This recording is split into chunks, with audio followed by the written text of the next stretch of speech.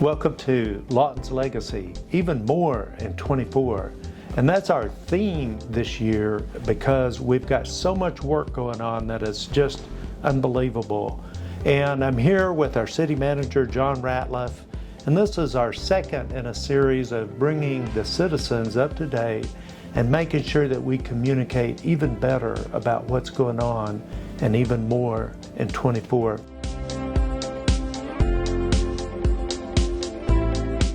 John, let's start with our 10 wins, which finished Tuesday with 19 days ahead of schedule. Talk a little bit about that and the excitement that revolves around that, if you would. Sure, Mayor. Yes, like you said, it ended 19 days ahead of schedule. We're really excited and proud of that fact. And we're looking forward to the next part of this project, which is the 30 wins. And for the 30 wins, the goal is going to be able to get finished by Thanksgiving. And we've got some very important road projects on the schedule for that. We're going to improve E-score. We're going to improve the last mile of Quanah Parker Trailway on the west side. We're also going to resurface Ferris from 11th to 17th Street and Lincoln Road off of 38. So lots of good projects ahead, and we're going to continue to get our roads and streets to a high level and to the envy of the rest of the state. All right, I love that. And really, we're changing the culture around here because a decades-old policy has been to just kind of ignore these roads until they fall apart. And we're changing that, and we're adopting the ODOT model of mill and overlay and improve roads. And so in 1 year, from Thanksgiving to Thanksgiving, we'll have 40. Now these next 30 that we're doing are huge projects compared to the first 10. And so I'm really excited about that. And besides the roads that John mentioned, we're going to have a lot of neighborhood roads involved. And already the Streets and Bridges Committee is working on more that we can add on to this, but truthfully, those will probably be after Thanksgiving. But we're excited about the 10 wins, which we're going to have to change the name to 40 wins, aren't we? We are, yeah. And it's a big deal. But what's most important to the citizens? A change of culture. A change of culture in our street program. Honestly, I have to say this. The old policy hasn't worked. The new policy is working in an amazing way.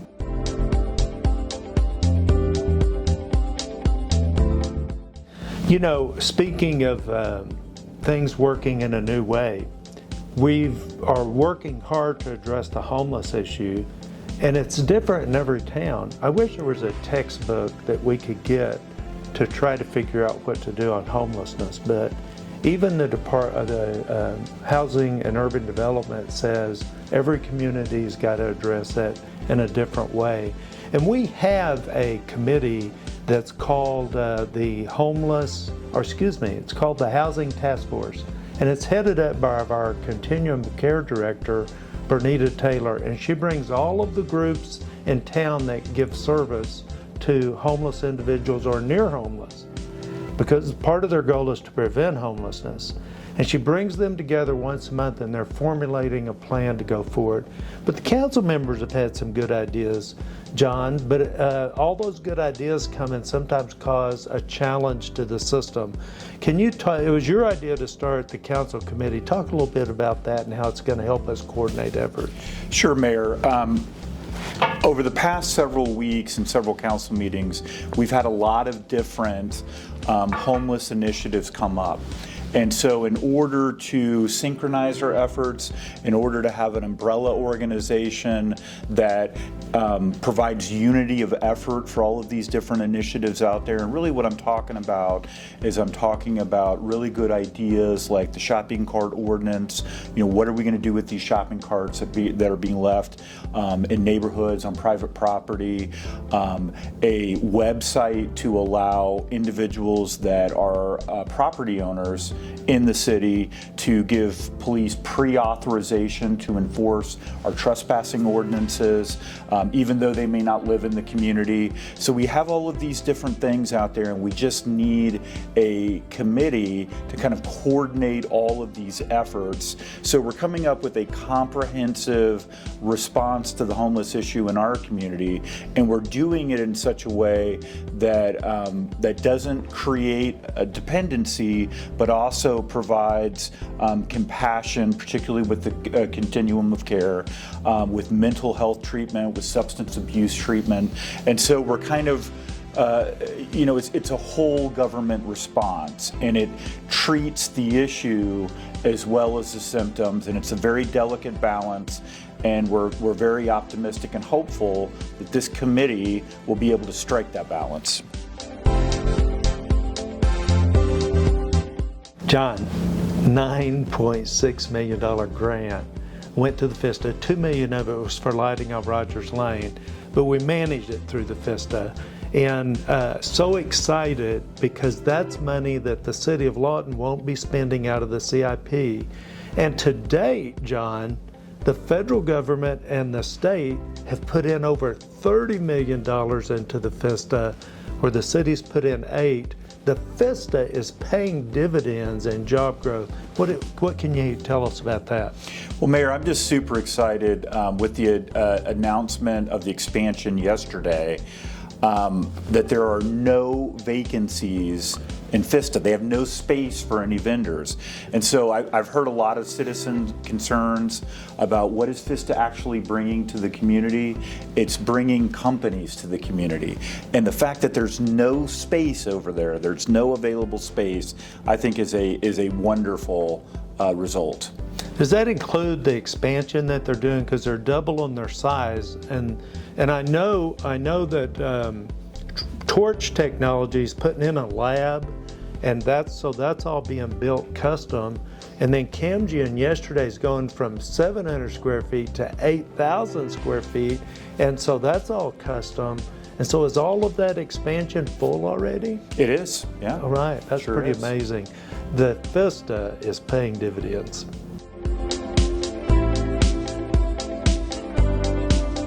So the museum's been a big issue because it's been kind of a sad deal.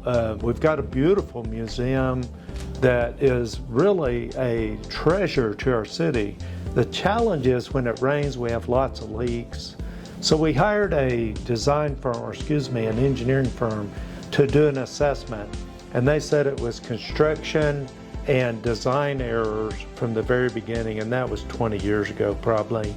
So there's nothing we can do about that but fix it. And so they came up with some ideas to fix these problems and get rid of the buckets that are there that are rather embarrassing. As a matter of fact, this humidity that's created by all of this is actually causing us a threat to our accreditation for the museum. And so that made a presentation, $6 million. John, talk a little bit about that. Well, Mayor, and those are all great points. I think for far too long, this jewel of the city has been neglected. But the good news is we're doing something about it. We're going to make this facility humidity free. We're going to fix all of those holes in the roof. We're going to install energy efficient windows in it. We're going to replace the HVAC units, and we're really going to get the museum to a place where, quite frankly, it should have been years ago. Yeah. So we have to protect this culture.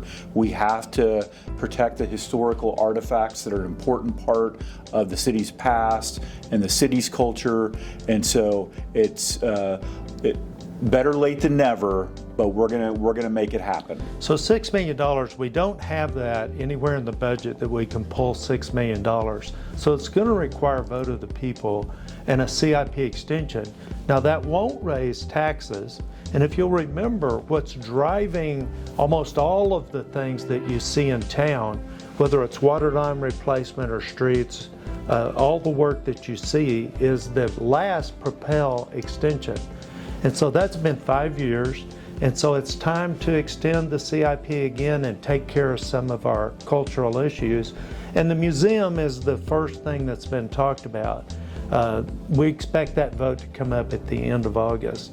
Now, the other things that we'll probably put in there, I say probably because the council has to vote on it, but the Carnegie Library, another treasure, and there's talk about making that a youth arts center, and Arts for All is housed there now. And we really haven't done a very good job with that building. It's really sad. And also the community theater. John Denny Playhouse. Actually, I'm talking about the Armory and getting them a new home that won't flood. Right. Okay. And so we can expect that to be in there, along with other things like more streets. Matter of fact, I expect it to be street heavy, but once again, that's a council decision what to send to the people and to the citizens. And also, we've got this goal, and it's a good goal, our vision, the community of choice where families thrive, our sports program, the premier sports program in Oklahoma, I almost forgot that. And so you can expect those in the CIP extension.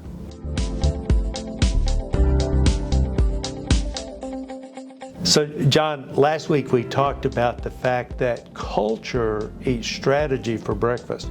We can have all the strategy in the world, but if we don't have the right culture leading us into that strategy, it's going to fail. Now our culture is basically wrapped up in the True North statement. But we've got some strategy going on that I think is pretty important, and I think it's important for us to talk about it. And that is, each department is doing measurable metrics. Can you talk about that a little bit? Sure, Mayor. As a part of the budget process, each department is, in addition to their budget request for the next year, they're bringing forward their metrics as well. And what the metrics are going to do is they're going to measure efficiency in each of their departments. They're going to take the goals and the objectives of the department, and they're going to measure those against a standard. For example, in the IT department, they are going to try to have all IT tickets resolved within 15 minutes to a 90% level. And that's one thing that we can do to measure efficiency just in that department. Now there's many other good examples. That's the one off the top of my head, but we're going to be doing all of these departments. And I think the key thing is that in order to get better, you have to measure against something.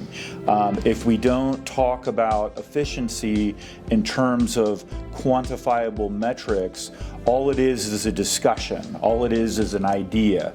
So we're taking that idea and we're breaking it down into things that we can measure so that we get better and we ultimately provide better service to our citizens. And of course, all this revolves around the business strategy of benchmarking. And benchmarking, the whole idea behind it is you measure against the best in class. If somebody else can do it, we can do it. And we've even talked about our personal goals of being the most efficient city in the state. I think the True North says it's something like leading the state. But the idea is we will lead the state. We're not there yet, but that's okay. What's not okay is if we're not improving. And the only way we know is to measure. So I appreciate you implementing that. And that's probably about all the time that we have for today. But we're excited to bring these updates to you and to continue bringing them to you. We're going to do it once a month. And we have different council members that are bringing you updates after every council meeting. And the idea behind it is to communicate more, to tell our story of all the great things going on in Lawton, Fort Sill, even more in 24.